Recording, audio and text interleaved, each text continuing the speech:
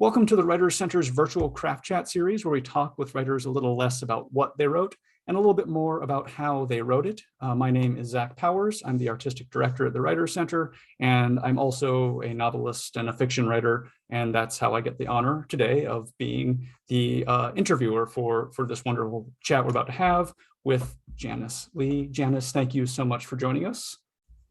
Thank you so much for having me. Absolutely. And I guess, do you have a copy of your book handy? I do. Would you read us just a selection from the book so everyone has an idea of what we'll be talking about for the rest of the evening? Yeah, I thought I would just read these two short bits, and they're two tiny bits that are from non-human points of view, actually. So this first one is the dog. The dog. There is the veering in my nostrils. It's a season of death and resurrection, but what season isn't? She veers, is veering, but if she misses anybody, it is the ghost that becomes an intimate confidence. I wish she could understand how gracefully we can slide into the images of dirt here, that the mountains speak, but she cannot hear them. We are all veering constantly, and to be alone doesn't mean to be dejected, but still with each other. She lives by mirages, but realizing that the mirages and the everything else are becoming each other constantly, and that her reflection is constantly becoming her, just as she is constantly becoming her reflection. There are certain things I have become accustomed to. I don't know why I bite. I don't miss anybody because I don't know how, but I know what I am attached to, and that is everything. Who ever said it was easy to understand their real self? A dog, probably, but at least this is a wonderful place to be unhappy in. And then I'll also read the pea plant. It tucks us into the cage. Some of our tendrils reach out and they meet the surfaces they were looking for. In other parts, we feel limbs snapping off, cut off, and still we reach for hard surfaces and light. It touches us in places, and sometimes this guides us to the wall, to the edges of the cage.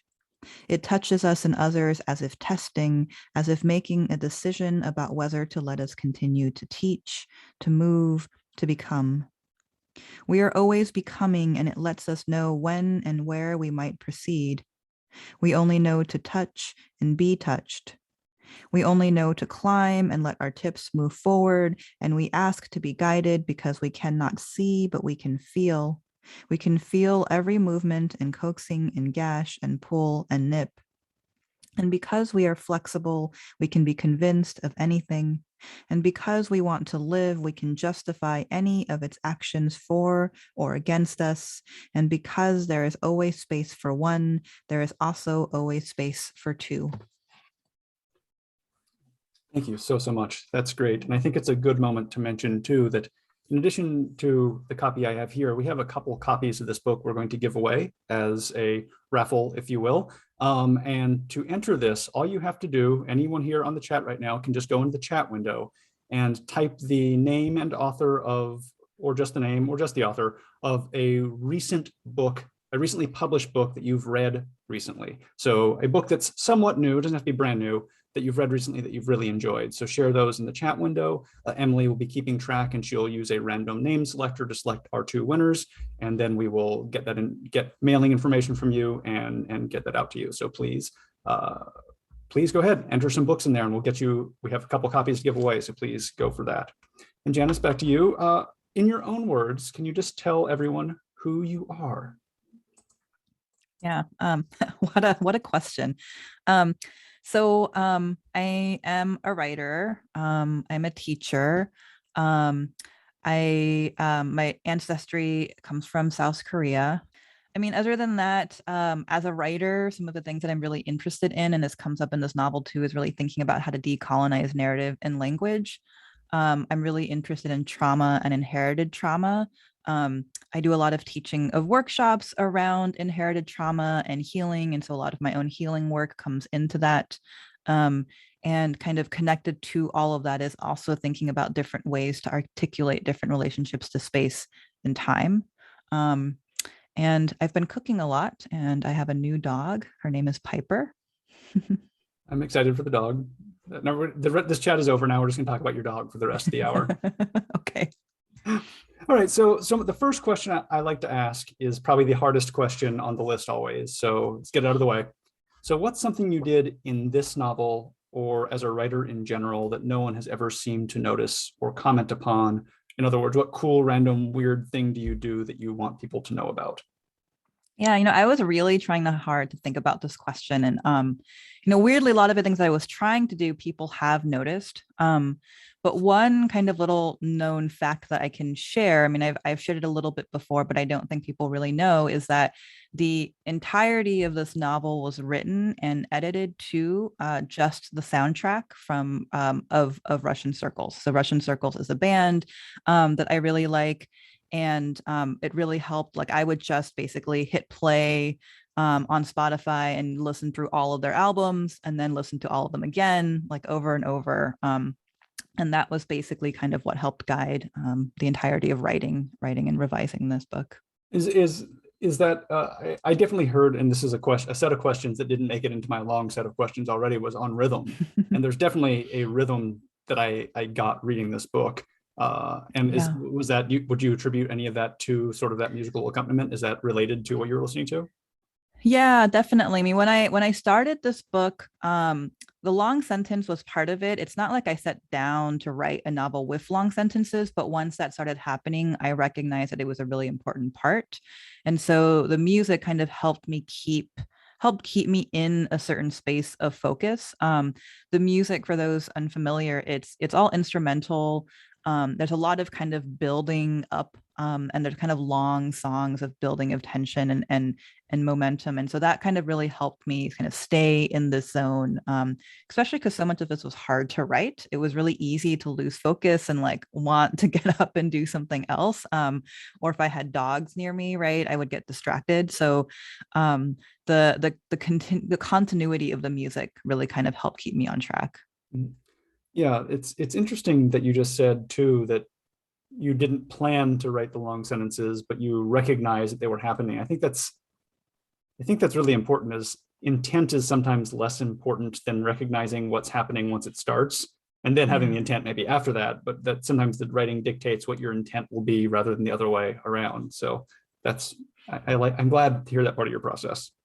So speaking of intent, I was definitely interested in the intent of long sentences in the novel. I'm a fan of the sentence as a unit. So coming to this novel was interesting for me because, I shared one of your sentences on Twitter, and it was not necessarily the most representative sentence because it had to fit on Twitter. The opening sentence is, I don't know exactly how long, but it's a page and a half to 2 pages, I think, in a single sentence, all syntactically, logically clear. But it is a long sentence, and definitely wasn't going to try to tweet that. But it did force me to reevaluate some of my basic sentence assumptions. In particular, late in the novel, the narrator observes that, as you mentioned, the sentence has a type of colonialist structure. I was wondering if you could elaborate on that to start, because I think it's a really important point.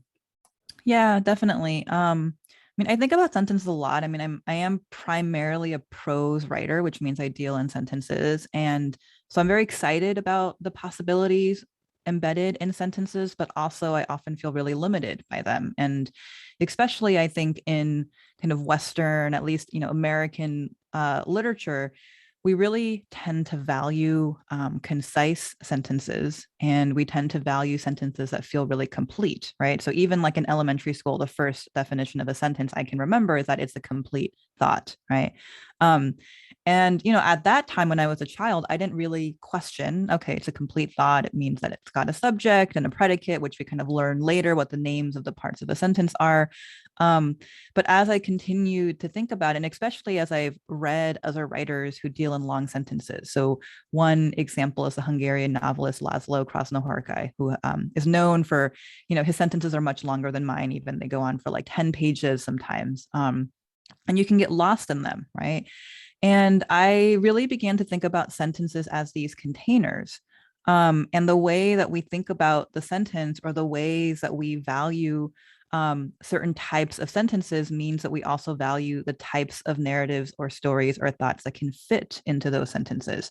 And that kind of control over narrative really is a colonial gesture, right? And so in this book, especially when I'm writing about trauma, for me, trauma has a relationship to excess. And excess is often something that we would revise out or cut out, right? But when we're talking about things where it's all of the other stuff, the tangential stuff that actually is perhaps either as important or perhaps more important than what we believe the focus to be, how does that kind of fit? And so, especially thinking, I was really interested in how I could expand the sentence to fit the excess of trauma rather than trying to fit it into pre-existing structure, right? That's there's so much to think about in that, and I'm going to have to think about it not live on a camera talking to people, but so like I need to process this. Since the sentences are longer though, so I tend to think of my base unit writing tends to be the sentence. I tend to think of that as a discrete unit. And I do think a lot about how a sentence relates to the sentence on either side of it in terms of linguistic connection and other and thematic and whatever. But I obsess over the sentence itself. I guess in a really long sentence that you can't consider the sentence to be the basic unit because it has exceeded, at least for me, any idea of basic unit at that point when it's reached a certain length. So what do you consider to be the basic structural unit of this novel? The bricks that make up the wall, if you will. Is it the clause? Is it the phrase? Is it the idea? Is it, what would that be? Yeah, it's a good question. And I don't know if I have a concrete answer. Like when I think about what the unit of the sentence is, like what I want to say something more poetic, like it's really just like the dust that's accumulating on the sides of the wall, right? And I'm trying to stuff that into sentences. But I think sometimes it's the clause and sometimes it's words. And then sometimes I think whole sentences are operating as units. And when I was thinking about these sentences, one kind of reference that I think about, because I'm a huge fan of film and especially long takes in films, right? And I think about how something like the long take kind of expands the present moment, right? So once we cut, Pasolini kind of wrote about this in this essay. I think it was called Observations on the Long Take. But once we have a cut, we are free to kind of evaluate everything that came before, right? And we can kind of assign a meaning to it, and then we can move forward, right? And so in regular Hollywood film, we have an average shot length of something like 2 or 3 seconds. We're constantly cutting, so we're also constantly moving forward. But it goes both ways, right? The ability to move forward also means that the past has become the past, and it's no longer the present. But in something like a long take, when the camera doesn't cut, if we're just watching something like cows just moving for a really long period of time, when we're stuck in a sentence and we don't get to that period, there's an expansion of the present, which I think can be really unsettling and uncomfortable, right? Because we're really used to the period kind of teaching us like, okay, we finished a thought, so you can take a break, and then now we're going to move on to a different thought. And these thoughts might accumulate and connect, but like you can take this break, right? But the long sentence kind of doesn't let you do that often, right? You're kind of stuck in this kind of long period, perhaps of meditation. And, one thing that I'm very aware of, people have told me is like, you kind of lose track of what happens in the sentence, right? Like how the sentence started, you might not remember because it might have been a page ago. And I think that's something that is totally fine for me. Like, I'm not expecting that anyone remembers the whole sentence. I don't necessarily remember the beginnings of sentences, but to me, it's positing something about how consciousness and awareness can meander, and that we don't necessarily need to know the beginning in order to get to the end, and vice versa, right? Okay, that's amazing. And I first of all, you seem to have not like you're applying active theory to when you write, but you seem to have like a broad theoretical grasp of what you're tackling as you write. So you're mentioning essays about long takes in films, and so you're sort of compiling like this theoretical knowledge that I can almost see now talking to you, thinking back on the novel and how it's not an obvious, it's not being forced upon me, but there is this very solid theoretical structure of things like that going on behind this, the narrative and the poetry and all the artistic things. I'm seeing that now that you're mentioning some of these things. And I love long takes in movies so much. Linger on something, just let me stare at it for a while. And I'm not like, I can't do a straight art movie for like 3 hours, but if you give me a long take and something with a little action, I'll be really, really happy. So another thing that was another quote, the novel, from the novel, how does the streaming sentence allow you to, quote, to pay tribute to certain cracks in your character's worldview, unquote. And I thought that was really interesting, is that there's these three, and we'll get to probably this in a moment too, there's the three main characters, and you are, particularly with the photographer, where the worldview is full of cracks, and these sentences then fill those cracks in a way. So how does the streaming sentence allow you to pay tribute to those cracks? Yeah, I mean, I think about the cracks as something that in something like a long sentence, we can go inside of and we can delve into it, right? You know, if we're just walking along and seeing cracks on the wall or on the sidewalk, we might notice them from outside and we can have these judgments, but we don't get to really go inside and explore kind of what kind of makes up the crack, what's living inside of the crack, you know, how the crack is existing in itself. And even in thinking about like cracks in the worldviews of characters, I think like these are all of the kind of, you know, the worldviews that people hold, their ideologies come from their experiences and their woundings. And it's not as important to me whether someone is right or wrong, but like, you know, the willingness to kind of explore where that comes from. Right. And I think that for me, the long sentence is one way that we can kind of continually have that exploration. And so, you know, in some ways, as you mentioned, a lot of this does come from kind of theory and things that I've read. And especially in a lot of my earlier books, I was much more intentional about what it was that I was writing about. With this novel, I think I had absorbed a lot of that, and I kind of learned how to articulate these things after the fact. Like it was after I wrote it that I realized what it was that I was doing, and this was coming from these different places. But also a lot of it was like coming from an embodied experience. So like even to bring a little bit of spirituality into it, like I think about like a meditation, like a Buddhist meditation, which is like just to sit there and to reflect on something for a really long time, and to constantly have to return even as your mind wanders, right? That's also kind of how I see this operating, is like I'm going to delve into this like question or this wounding that perhaps I don't really want to explore, but I'm going to sit with it, and then I'm going to let myself wander, and then I'm going to come back, and I'm going to wander, and I'm going to come back. But all of that kind of happens in a continuity, right? There's not necessarily breaks in between. It's interesting you said that you didn't start with necessarily all of these ideas fully formed before you started writing. They sort of, you discovered them later. But also towards the end of the book, there are maybe 3 or 4 places that I noticed, and maybe there are more, they're almost like mission statements, especially when you're in the writer's perspective. The one I read earlier, sentence is a type of colonial structure, comes later in the book. And I'm wondering, were those moments, did those happen at that point in the book? Because in the process of writing, you're beginning to recognize the patterns that are guiding you. And so there's almost this identification of those patterns for yourself as well as the reader as you get towards the end of the book? Yeah, I think so. I think, you know, I became more and more aware at the end, but I became most aware after I finished a draft, right? And so, you know, I wrote and rewrote like the first 40 or so pages of this novel over and over again. Like I was just kind of spinning my wheels for a really long time because I didn't know what I was writing. When I started this project, I thought I didn't intend to write this book at all, right? Most of the time I kind of have a conceit or a question, like I'm going to write about this. And I thought I was going to write a epic sci-fi novel about the technological singularity and the Antichrist. And I have notebooks and notebooks of research to show that this is what I thought I was writing about. And I basically couldn't write anything for like 2 years.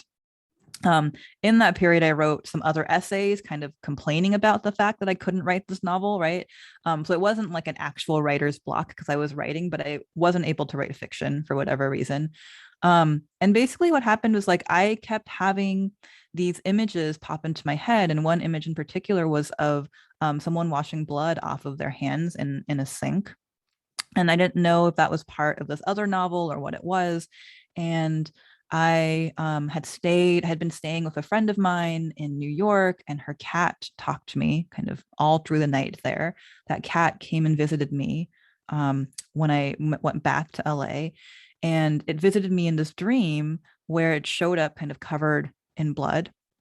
And in this dream, I was trying to like catch the cat and not let it in the house. And I finally was able to get him and bring him to the kitchen sink where I had to wash the blood off of him and wash the blood off of my hands. And when I woke up, I realized that that had been the image that had been haunting me. And I wrote, that actually becomes a chapter later in the book. But then that kind of spurred writing what is an earlier version of the first chapter of this book. And I still didn't know what I was writing, but I was just like, well, there is a cat covered in blood, and there's something about death and dreaming. And I just knew that there was stuff that I had to kind of get out of me. I didn't know what it was. And so it took me really kind of dwelling in the space that I had created kind of unconsciously to really figure out like, well, then what comes next? Like, are there other characters? What is the world like? And the rest of it kind of came together really slowly. And it just kind of, it almost feels like I kind of channeled it. I really didn't sit down with plans. I just knew that there was stuff I had to get out. And so it wasn't until closer to when it was over that I, okay, there's these three characters. Okay, there's this world. I didn't know how it was going to end until I got to the ending either. That was something that I was kind of dreading writing, like, well, when I get to the end, I guess I'll know. But I didn't really know like how it was going to end. But I knew I didn't want a traditional ending in the way that like, something happens and people are redeemed or something is resolved. I knew that. Yeah. I would like to welcome you to the No Traditional Endings Club. Nice. So back to sentences for a moment, because I really do. I mean, there's so much we could talk about sentences from this novel. I'm interested in cumulative sentences, meaning sentences that work by adding clauses and adding clauses. And cumulative sentences are such powerful. I use them a lot on a shorter scale. That's one of my just go-to techniques. Is I tend to try to avoid conjunctions in favor of cumulative sentences. I tend to avoid anyway. I much would rather have subsequent clauses than conjunctions and things like that. Anyway, that's all beside the point. I've never tackled any cumulative sentences as long as the longest ones in this book. And I was just wondering, and we talked about this a little bit, but very specifically, what's the difference between I'm reading the wrong question. How do you maintain forward motion even as you allow digressions and elaborations? Because I feel like one of the powers of cumulative sentences is that a clause can refer to any other clause that came before it in a cumulative sentence and still be syntactically and grammatically correct. Right. So that means, like you mentioned earlier, sometimes the beginning of the sentence might be lost. How do you maintain forward motion, though, when you maybe have these meshing, overlapping, like I'm trying to think of the right image, but I'm failing, but that the kind of overlapped writing style. Yeah, no, definitely. I mean, I think one advantage, or I don't know if it's an advantage, but characteristic just of a sentence and of fiction is that it's a linear form, right? Like we read it from the left to the right and we continue to read. And so I think in some ways that forward motion is kind of built into reading prose. And I think something about a long sentence, at least for me, is, I'm waiting until I get to the period, right? Kind of like and then I can kind of decide if I need to read that sentence again or if I'm going to keep going.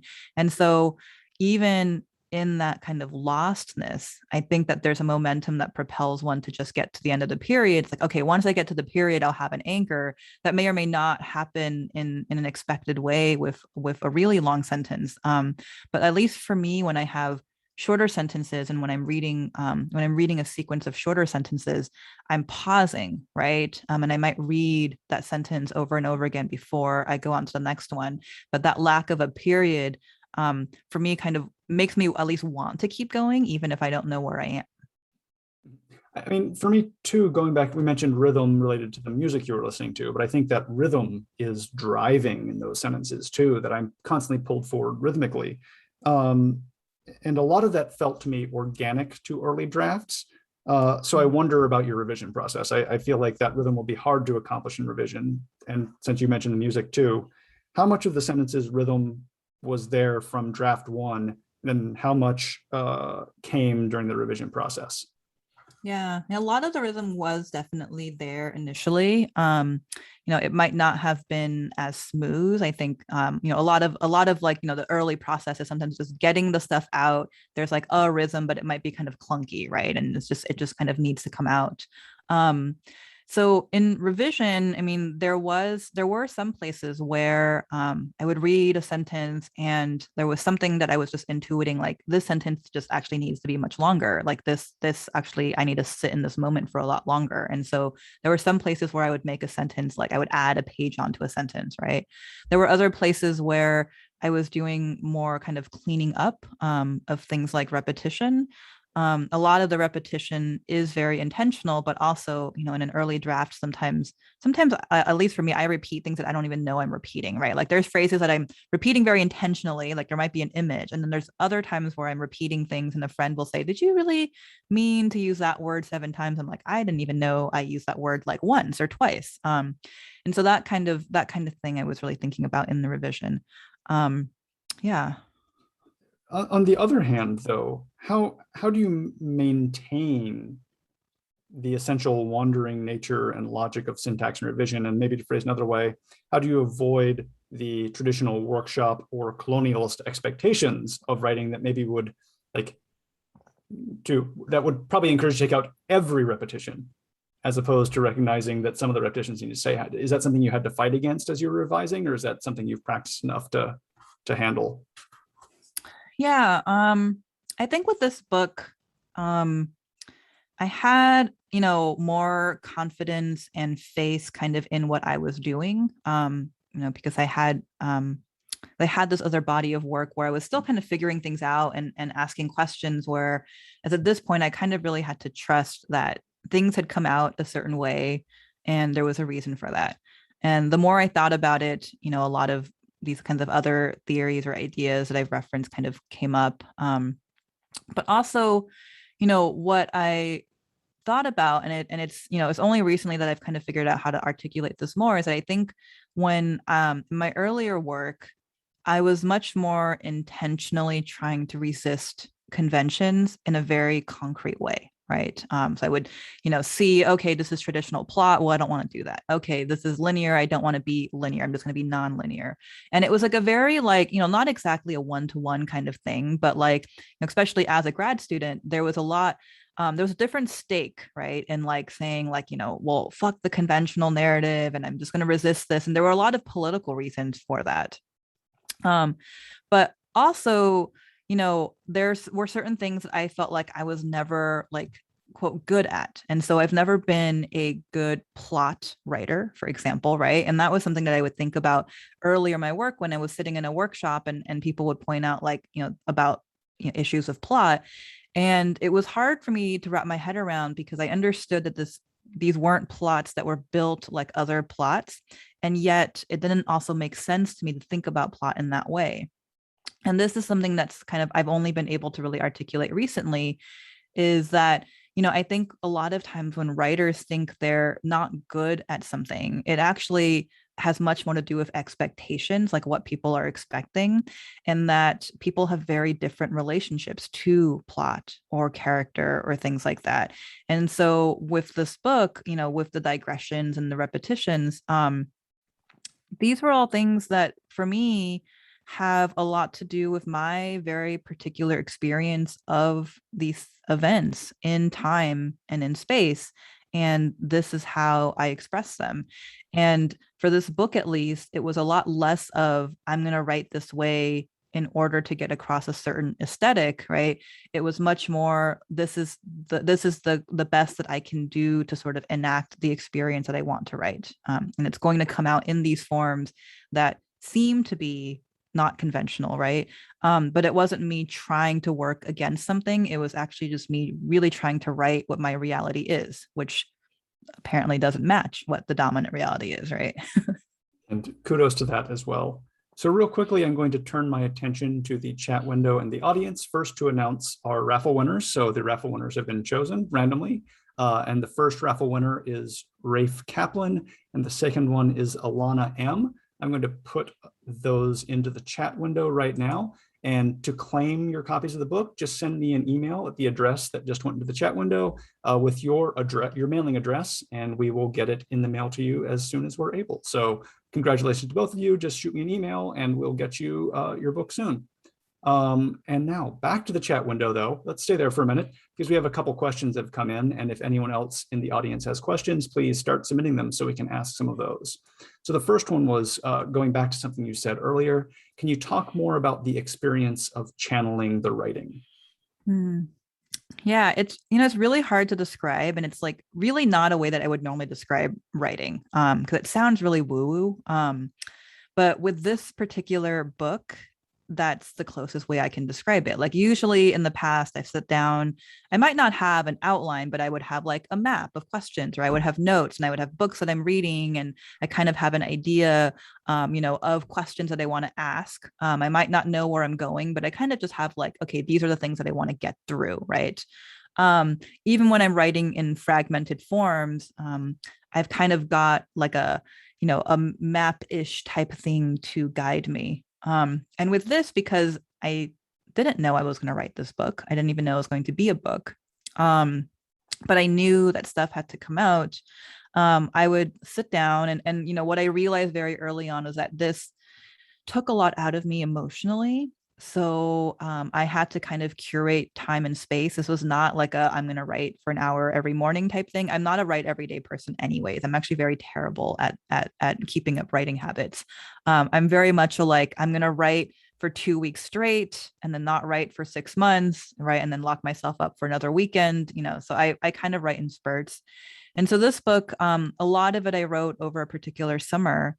And so I had the time to set aside, but I would sit like just either in a coffee shop or at home, at my desk, and I would be there for like 8 or 9 hours straight. And I would have my music on, and I would just kind of sit and write. I would kind of read what I had already written up until that point to kind of get me back into the headspace and the emotional space. And then I would write. And there were definitely days where I would, like it felt like I was coming out of a trance. Like hours later, it was dark outside. I had forgotten to eat, right? The sun had gone down, and I would have like some pages in front of me, and I would hardly have remembered writing it, right? And the next day I would do the same thing, like read what I had written and then just kind of move from there. But I was really just writing kind of from moment to moment as the writing guided me. It's interesting because you mentioned the emotionally draining aspect of it, and this definitely hit me emotionally in the reading, especially as we're getting towards the conclusion of the book. And I say that too as someone who is probably far too detached a reader most of the time. I'm clinical and cold, and I have no feelings. I'm like, I don't know what's happening there. But but that said, there were a couple moments, and it builds to them, and something about the whole structure of the novel leaves you ready and raw to be moved by those emotions when they happen. So I think this question maybe relates to what you were just saying. Was there a moment when you were writing or rewriting or editing or revising where you were like, this is something special? When did you sort of maybe recognize the book as a book? Yeah, I think it was probably during revising. When I was revising it, I was rereading a lot of things I didn't remember writing. Or I would reread parts and I would get really, really emotional. A lot of these things, whether or not they actually happen, like some of these things are very fictional and some of these things are less fictional, right? But they all come from very deep kind of emotional places.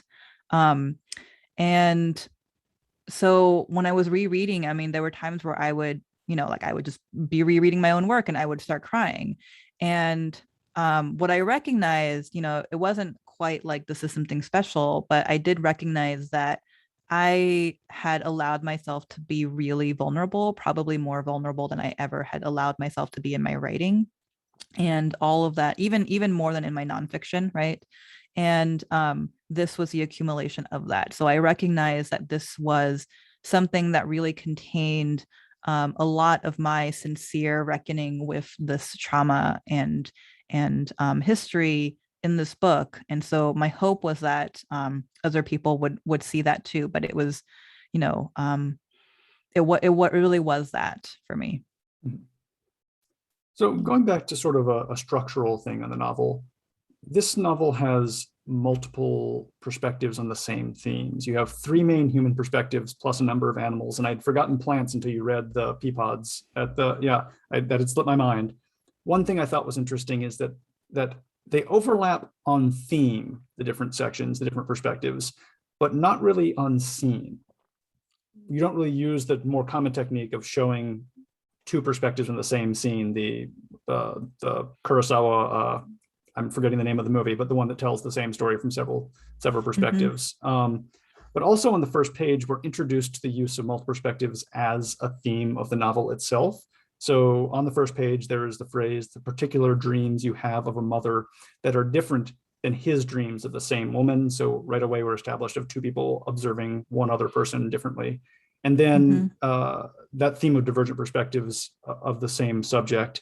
And then near the end, when I think I saw some other similar almost thesis statements, for lack of a creative term to go there, there's a consideration to see all the same things as we do from another vantage point. So that was just very, very accomplished throughout the novel, very well executed, and I thought it was worth talking about. So what interested you about this multiple approach to theme? Yeah. Well, thank you for saying that. So you're right that there are many points of view, but that they don't overlap in terms of scene. And for me, I wanted to include many vantage points because one theme of this novel really is entanglement and assemblage, right? And how interconnected everything is. But also, I was really aware that this is all going to be filtered through a human perspective no matter what, right? So I can't actually go inside of the mind of a pea plant. I can't actually go into the mind of some of these beings. And so that is also really there in the fact that this narrator, who I really see as a character, right, is someone who can seem to only really be at one scene at a time, right? Like we don't go back to the same scene in a different point of view because the narrator also has limitations and like a personality. I mean, to me, the narrator actually is very overarching and over aware in at times, right? And so I think that the text is allowing for there to be an awareness that says like this isn't actually the pea plant, but it's an attempt, right? A genuine attempt at embodying a pea plant perspective. None of the human perspectives are in first person, right? There's only first person comes in some of the non-human entities. And so I was really thinking about that the humans are really being watched from, often a very close and intimate point of view, and sometimes from inside their heads, but it is sort of at this distance. Yeah. So how do the chapters interrelate to you then? I mean, what do you consider it is that makes them work as a cohesive whole? Because I think they work brilliantly as a cohesive whole. And this weird lack of traditional overlap made it hard for me to maybe articulate what the source of that cohesiveness was. I mean, I guess I thought about it as, I think in a lot of other cultures, we do have stories that have multiple characters and there's many speakers, right? I think that's less common in kind of modern Western literature. Like we usually have a single hero, right? But I think there is a tradition where we have like kind of maybe like 5 or 6 different narrators, or we have 5 or 6 people talking to each other and telling each other stories. So this isn't quite that, but there is like an interest in like, okay, we're gonna we have this focus, and while we have this focus on these people, what are some other things that I can look at on the way, right? Like, so if I kind of had to like personify the narrator, this is a narrator who's like running back and forth between these three human characters, but also on the way is like, okay, hey dog, like what are you thinking, right? Oh, there's this plant, and like noticing that, oh, these people who didn't seem to be part of the story actually are part of the story. I think about so a book that I read, I mean, after I finished this, but because I think, it was doing some similar things, is The Overstory by Richard Powers, right? And, that's a book about trees and intelligence and rediscovering that trees actually are intelligent and alive. And it has this kind of structure to the book that kind of starts with the roots and works up to the trees, and has I can't remember, but I think like 7 different characters that we kind of cycle through. And so in some ways that book seemed to be doing some similar things, but also we never actually get like the points of view of the trees. It's very much told from the humans and how they're dealing with it. I think if I was writing a different book now, like maybe for the future, I would want to try something that's only from the points of view of non-humans. This book, the humans definitely take up the most space, which is just what humans do, right? Especially in terms of language. And so that's something that I'm really aware of. But yeah, I think that there's a, that cohesion is there just by the fact that they are both there, that they're all there together. Great. So back to the chat window for a question. Do you have to detach at the end to be able to succinctly describe what it's about, or you can be in the writing process and see what's going on all along? Do I have to detach? Like in terms of talking about the writing process? I think maybe Understand the talking question, about I or guess. understanding what, like, some of the things you can talk about that you were doing. You need that sort of critical detachment at the end to be able to do it, or do you have some awareness as you're going along? Yeah, I mean, I definitely needed distance, at least for this book. All the things I'm articulating today, I could not have articulated any of these things to you while I was writing it. Like I might have told you one day, oh, I think I'm writing a book about the apocalypse, which is what I actually was telling people. It's like, I think I'm writing a book about people who are traumatized in the apocalypse. Like that's part of it. But I needed to finish the draft. I needed a lot of distance, which for me was time and space, in order for me to figure out what it was that I had been writing about and to be able to talk about that process. But definitely during it, I could not articulate these things at all.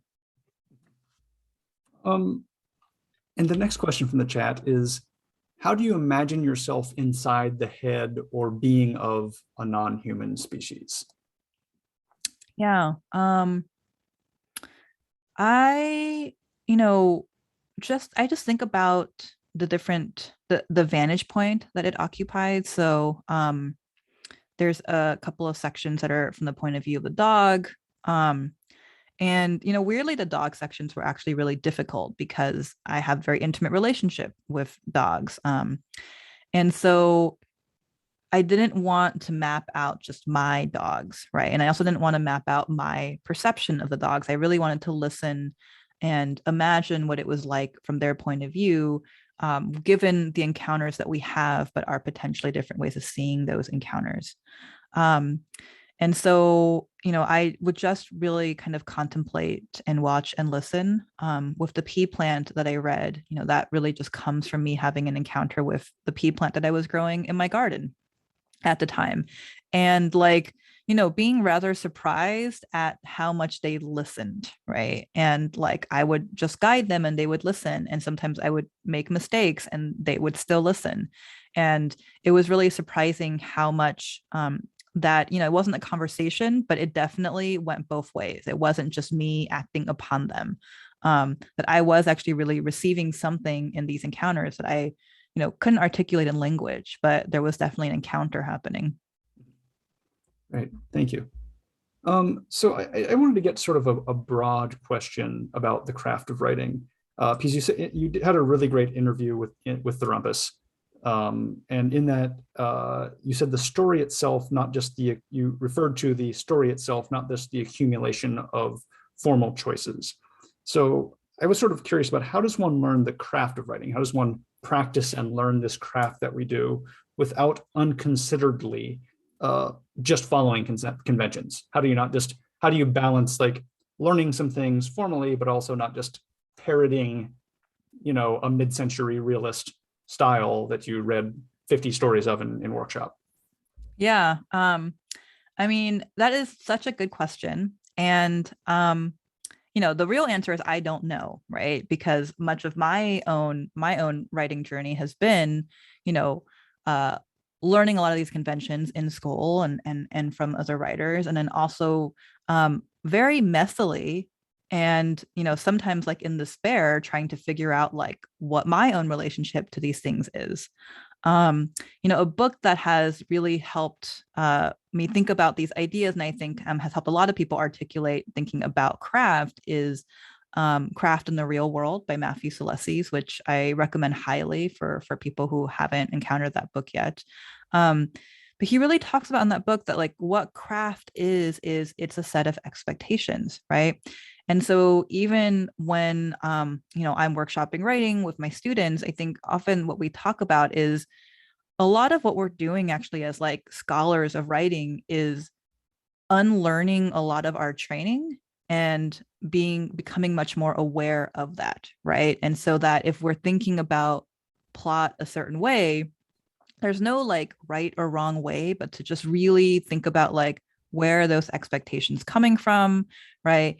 And what might those expectations actually represent? Like what worldview or values might they represent? Like if we insist that a character has to have agency, like what belief or ideology does that actually uphold in the real world, right?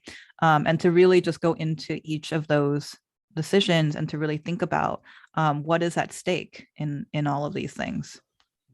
Yeah, we had a copy of Craft in the Real World that we were passing around the Writer's Center, so we will, as a staff, recommend it as well. It's a really fantastic book, and I just put the name of the book in the chat for anyone who wanted to look into that book more often. But it's a really brilliant look at that. So just one more question on that subject is, are there any big pitfalls or are there any rules, quote unquote, of creative writing that you think are particularly